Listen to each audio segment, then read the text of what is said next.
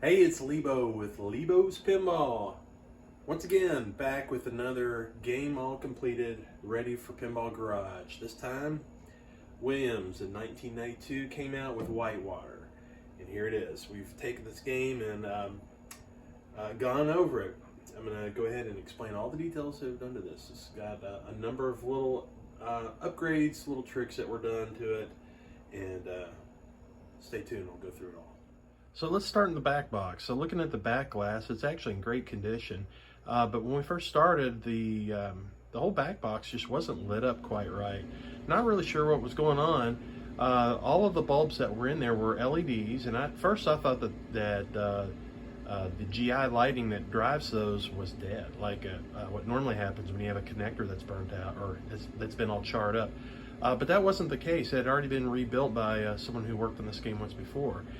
And I'll cut away here. You can see the LEDs that were there before. They were white, but they were very dim. It's like they had just sort of gave up the ghost. But from here, you can also see that this new arrangement that my son actually helped contribute to decide how we wanted to do the LEDs. And so what they ended up doing, that whole pattern, really tried to help accentuate certain colors and just the right graphics on the back. So I think it turned out really well. So from there, we got the new ColorDMD. Just replaced the existing one, the original one, this color one, which really adds a lot to the game. Getting down into the play fields, and here comes the real fun part. So in the back, we've added lights all across the back, that whole mountain range. And the idea with that is to really just add some light so you can see areas that normally were kind of dark. Shooting down, in these sections here and this ramp and all along in the back, it's sometimes it can just be kind of dark and you don't really you don't see what's going on. It takes away from the game. So definitely we added lights there. Of course, I got to jump over here. I mean, we can't ignore this any longer. So one cool effect here, if you look at the whole Insanity Falls, the whole ramp that goes down the whole left-hand side, it's just a really cool effect. Now, coming across in the video, this blue looks weird. It just does. I don't know why it does in the video, but in real life, it's considerably different. And that's a definite good reason that you need to come up to Pinball Garage and check this game out in person and see what it's really like. But really, the whole idea with this, the idea is when you have a ball that actually goes down this ramp, one of the tricks is when it hits the switch right here, it actually will simulate the ball going down with the light pattern. And I'll cut away here real quick just to show you what this looks like. So see, if you see the switch when it hits it, just follows it down. And yeah, I've done it here a couple times.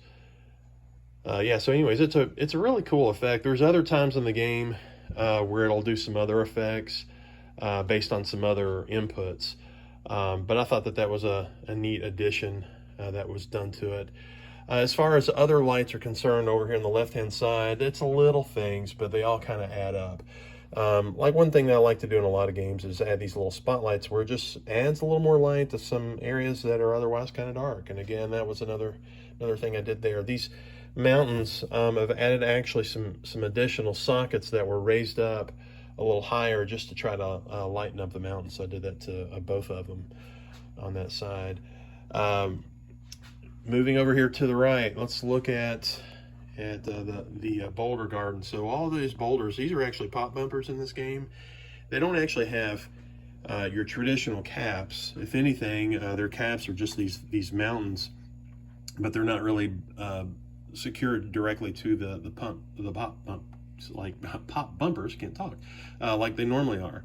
But what I did do is add in the pop bumper disc lights that you can get from Comet Pinball, and that was to really brighten up those little mountains on top, as well as throw light down at the bottom. Again, it's just trying to lighten up the whole area so you can see what's going on. You can see a little extra light that's back here. It's because there's a whole light strip that's all along that mountain to try to lighten it up. Again, another spotlight here, throwing a little more light. Let's look up here around Bigfoot. So, Bigfoot, we've got actually a couple lights here. One light here on the right is just, again, add a little more brightness. This is adding a little bit of a nice blue color. I try not to get too carried away with the color on this game, like on a lot of games, but I did do a bit of coloring. Ice blue was kind of a neat color to add in certain spots.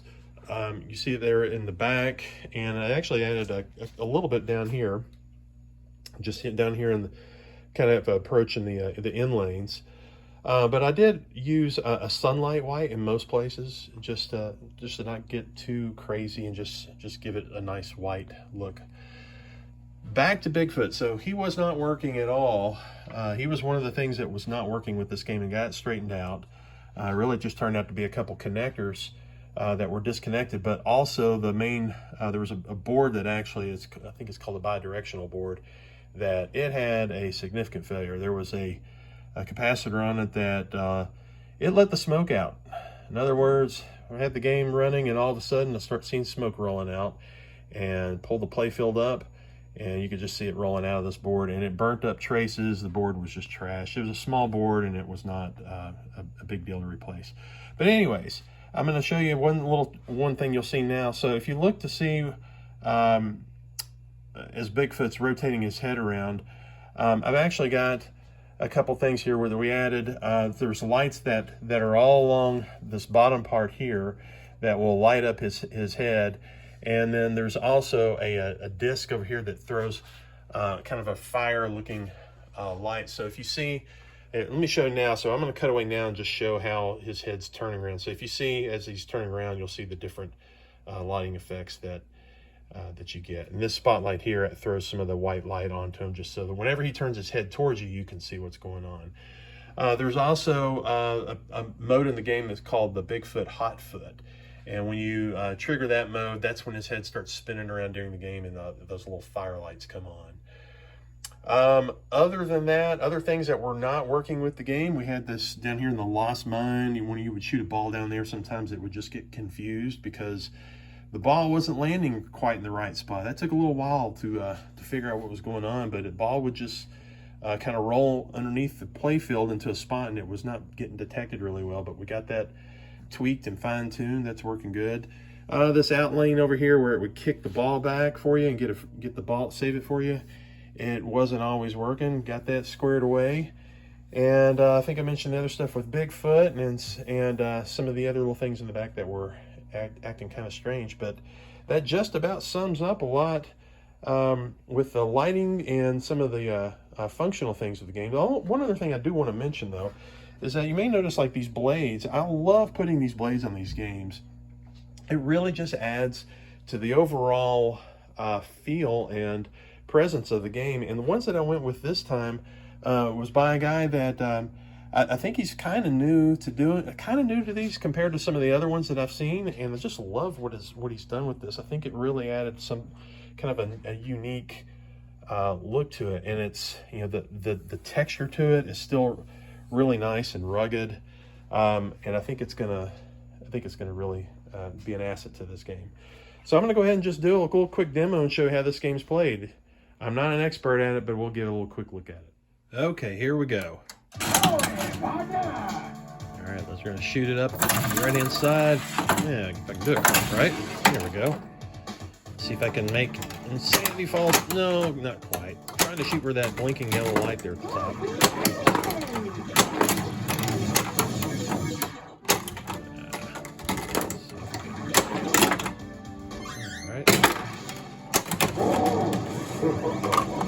Yeah, look at Bigfoot looking at us.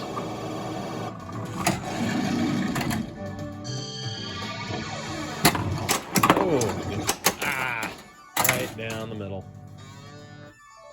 All right, let's go for another ball.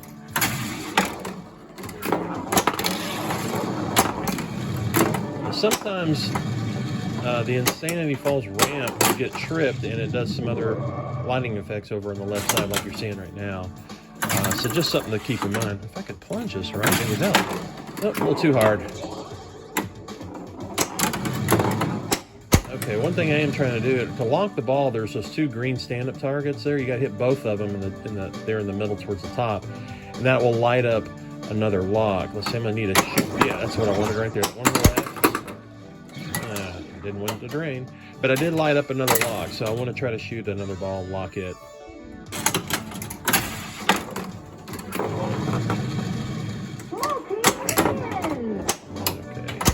Or I could just drain it and the game over.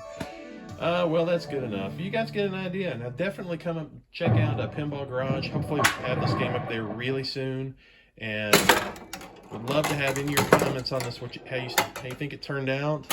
What you like about it? What you don't? Again, some of the blue looks a little crazy in the video. I don't know why it comes across that way. It's definitely a nice looking game in person. And look forward to your comments. Hopefully you guys can check it out in person. Thanks a lot.